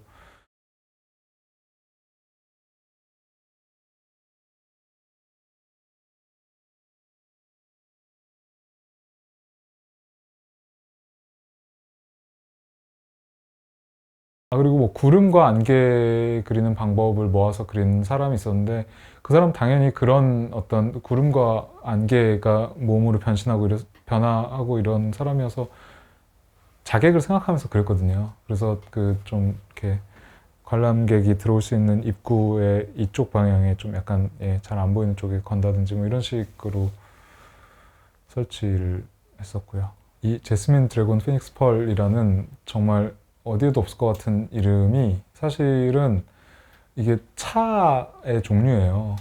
예. 그래서 이게 굉장히 큰 프랜차이즈 커피숍에서 지금은 이 메뉴 없어졌는데요. 2012년 겨울에는 확실히 있었어요. 그래서 제가 그걸 보고 그게 되게 머릿속에 남아 있었거든요. 근데 그게 그 이 전시를 이렇게 준비를 하면서 제목을 어떤 걸 할까 하다가 그거를 생각을 했었는데, 왜냐면 나중에 그래서 찾아본 거죠. 도대체 이게 무슨 이름인가 그랬더니 이 차는 하나의 찻잎을 그냥 이렇게 뭐 말리고 뭐 볶고 뭐 이렇게 해서 만드는 게 아니라 그 다양한 종류의 찻잎을 이렇게 이 가운데다가 놓고 하나의 뭐 차 종류 하나 놓고 거기다 싸고 또 그 위에다가 뭘 입혀가지고 이 뜨거운 물에 넣었을 때 얘네가 벌어지면서 그 향이 뭐 순서대로 퍼져나오게 한다든지 혹은 복합적인 향이 나오게 하는 차라는 거예요.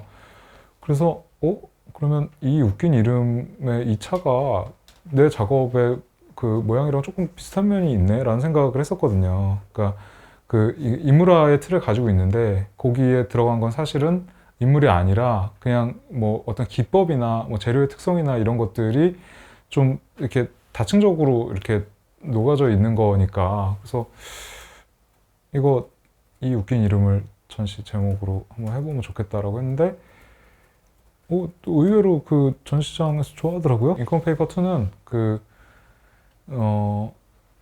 사실 인컴 페이퍼라는 전시를 할 때 2를 하리라고는 전혀 생각하지 않았었는데, 제가 잉크 온 페이퍼라는 전시를 제목까지 달고 나니까 잉크, 내가 사용하는 것이 잉크인가? 라는 생각을 계속 하면서, 그러면 정말 잉크라는 말을 한번 써볼까?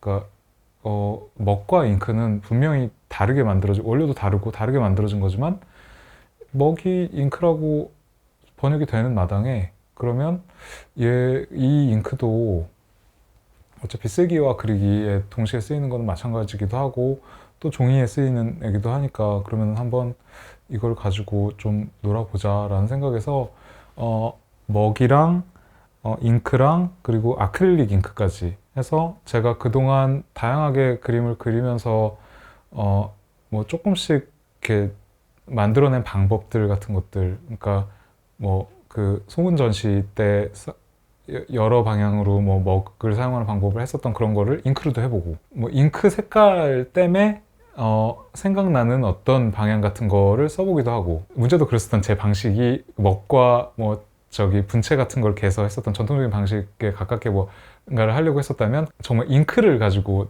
그 색깔을 대체해서 만들어 보기도 하고, 그리고 잉크가 사용되기 시작하니까 그런 생각이 들었어요. 그러니까 내가 먹 가지고 뭔가를 할 때 뭐 쓰기와 그리기 사이의 어떤 지점에서의 화면 같은 거를 고민을 했다면 지금 잉크 가지고는 사람들이 뭘 하고 있을까를 생각해 보면 뭐 그런 것 그래피티 하는 사람들이 그 자기 그 처음에 드로잉 같은 걸 할 때 잉크를 많이 사용하고 하는데 그럴 때 그러고 보니까 이것도 어떤 동시대적인 쓰기와 그리기 사이에 있는 표현 행위구나.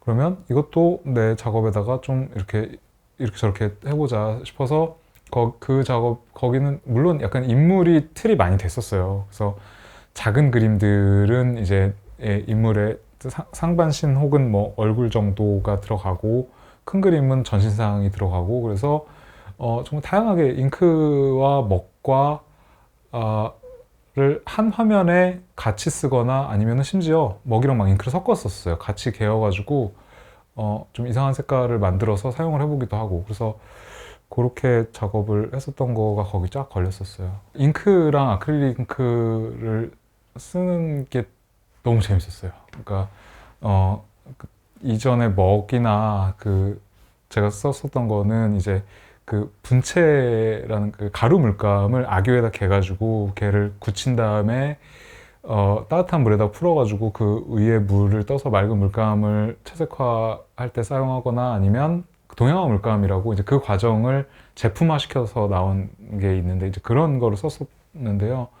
이 잉크랑 아크릴릭 잉크 쓰니까 너무 그 색깔에 좀 다른 그러니까 아주 그 발색이 선명하거나 아니면 정말 형광색까지 있고 막 이런 것들을 가지고 노는 게 너무 재밌어가지고 정말 그 정말 색깔이랑 이 효과에 맞춰서 조그만 그림을 그리기도 하고 뭐 되게 재미있었어요. 여기 나갔었던 작업 중에 그러니까 그 안에 또 약간 조그맣게 이렇게 그 묶이는 작업 중에 그 용을 그린 그림이 세 점 있었거든요. 지금까지 제가 그 뭐 여러 가지 그리기 방식 시도했었던 것들이 여기 조금씩 있거나 아니면 뭐 새로운 방식 같은 게 또 들어가고 그랬었던 거라서 이 그림들을 예를 들어 설명하면 하나는 이제 용 문자도 인간이었었어요. 용 문자도 인물화. 고문원 같은 데 보면 용을 이제 설명할 때 저기 뭐 뱀의 머리에 뭐 사슴의 뿔에 저기 뭐 저 잉어의 비늘에 호랑이 주먹에 뭐 이런 것들 매의 발톱에 이런 걸 가지고 있는 동물이다라고 써 있는 거를 보고 그 글자들을 써서 인간 문자도 같은 거를 만들고 그런 게 하나 있었고요. 근데 이제 그리고 근데 그걸 이제 잉크로 하니까 색깔이 되게 다양하게 새로운 방식으로 좀 채색이 되고 그리고 그 다른 사람의 그림 그리는 방법을 제가 공부해가지고 적용하는 그런 그림으로 또 용 만화 인물화가 하나 있었어요. 그래서 그 여러 출판 만화에서 그림 그리는 방법들 같은 것들을 제가 쫙 가져와서 그것들을 합쳐서 어떤 용 같은 존재라고 자신을 생각하는 어떤 인간 하나를 만들어서 그런 그림이 하나 있었고 그리고 요게 이제 좀 다른 면이었는데 그 문자도 용이었는데 그 초서체 용을 크게 그 저기 흐름을 잡은 다음에요. 거기다가 그래피티랑 출판 만화에서 나온 효과 이런 것들을 작은 단위 삼아가지고 그 초서체 용자를 그냥 이렇게 조그만 단위들을 쭉 붙여가지고 만든 그림이 있었고 뭐 그랬어요. 그러니까 이 잉크 때문에 생각하게 된 새로운 작업 방식이 있었고 그걸 다루면서 되게 즐거운 부분이 있어서 다시 그 매체의 특성에 맞는 뭔가를 또 더 찾게 되고 예전 작업에서 썼었던 방법을 또 거기다 적용을 해보기도 하고 그러면서 되게 재밌게 작업을 했던 전시였었어요. 이른봄은 제가 인컴 페이퍼 2를 하면서 정말 작은 화면들에다가 뭐 다양한 방식으로 막 이것저것 막 놀아봤었던 것들을 좀 크게 한번 좀 하나로 한 화면에 좀 재밌게 풀어놓고 싶다라는 생각에서 시작을 했었던 작업이었어요. 이전까지 아주 본격적으로 다룬 적은 없었던 산수라는 틀을 가지고 이걸 하면 좋겠다라고 생각이 들었었어요. 그러면 산수를 뭐 어떻게 할 것이냐라고 생각을 했을 때 고전 회화에서 뭘 좀 구도를 가져오자. 그러면 이제 그걸 바탕으로 나는 더 신나게 놀 수 있겠지. 전시장에 이렇게 직사각형으로 생겼는데 제일 큰 벽 하나를 다 거기다가만 아주 올인을 하겠다라고 고전 회화를 뭘 가져올까 뭐 하다가 조춘도를 가져와야겠다라고 생각을 했었어요. 왜냐면 그 조춘도라는 게 이제 그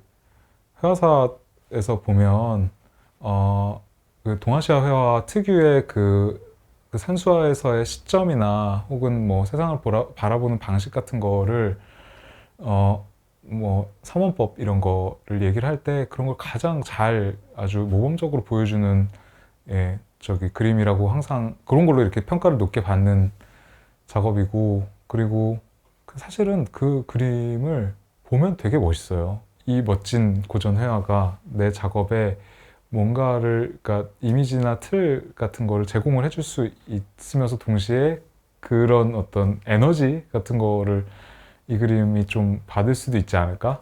라고 그런 생각을 해서 걔를 선택을 했었어요.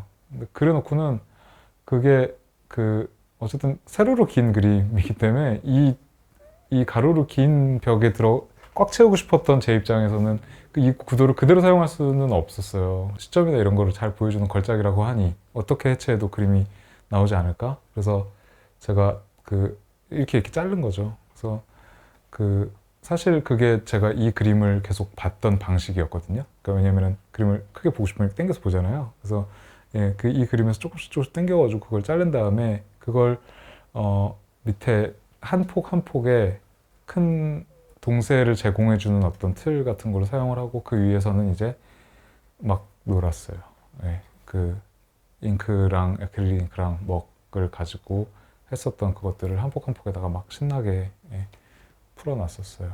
막상 그림을 그리고 이렇게 할 때는 이게 산수라는 생각을 다 잊어버리고 작업한 게 더 그런 시간이 더 길었던 것 같아요. 그러니까 산수화를 그렇게 열심히 골라가지고 잘라서 구도로 다 만든 다음에 그 위에서 하는 거라고는 결국에는 뭐 쓰기와 그리기의 경계에 있는 것들의 표현 기법을 빌려와가지고 그 동세를 따라 나가면서 채우거나 아니면 좀 막 즉흥적인 붓질을 한 다음에 옆을 뭐 까만 먹으로 메운다든지 이런 일을 하고 있으니까 사실 산수랑 별 관련이 있는지 잘 모르겠는 그림이 됐어요. 일반적으로 산수에 쓰는 방법 같은 건 하나도 거기 들어온 게 없어요. 그러니까 아예 처음부터 이 작업은 어떻게 해야겠다 계획을 아예 안 세워야겠다. 그러니까 어차피 밑에 아주 든든한 저기 동세 잡힌 흐름이 있으니까 도구가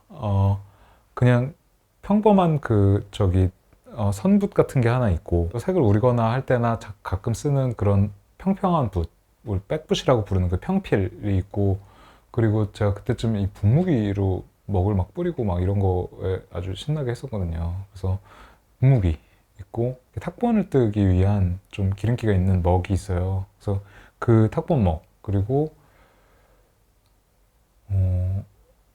아주 새필 뭐 이런 거까지 해가지고 이렇게 도구들이 한 크게 5개 정도를 사용하면 전체 이 일본 작업이 10폭이 될 예정이었으니까 한 폭씩 정도는 솔로를 할 수 있는 기회를 주자라고 생각을 하고, 그렇게 솔로 하는 데가 있고 얘네들이 다 같이 어우러져서 한번 푸는 데가 있고 이렇게 한번 해보자라고 생각을 하고 그 정도로 크게 이렇게 계획은 끝이었어요. 제 작업 중에는 제가 자의적으로 선택한 부분이 제일 많은 것 같아요.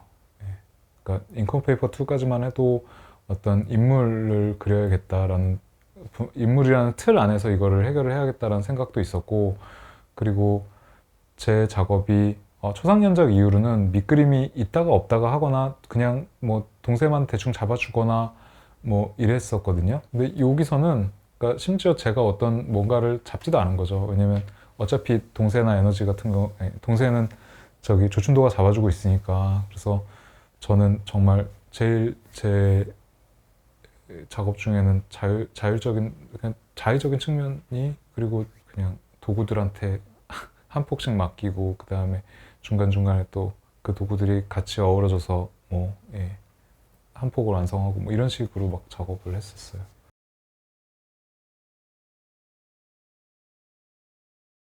초상 연작은 그 인물의 초상이 아닌 걸로 좀 더 하고 싶은 게 있거든요. 최근에 이른봄 했으니까 그 이른봄에 대해서 생각을 작업을 하면서 이런 방향으로 또 진행해야겠다 한 게 있어서 그건 또 그거대로 풀어야 되고요. 저랑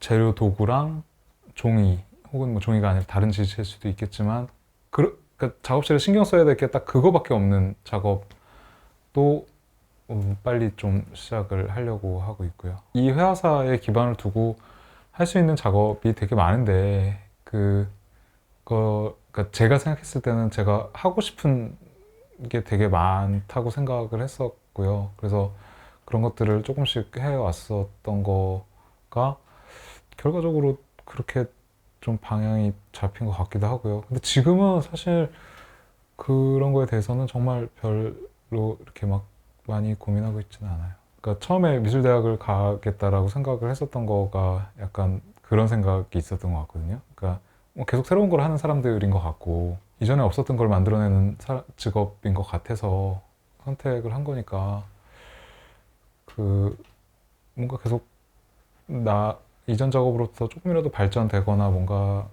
이렇게 조금이라도 더 나아가는 부분이 있는 작업을 만들어야겠다. 그러니까 뭔가 지루하게 똑같은 걸 반복하려고 이 일을 택한 것, 이 공부를 시작한 건 아니니까라는 생각으로 그냥 계속 하고 있는 것 같아요.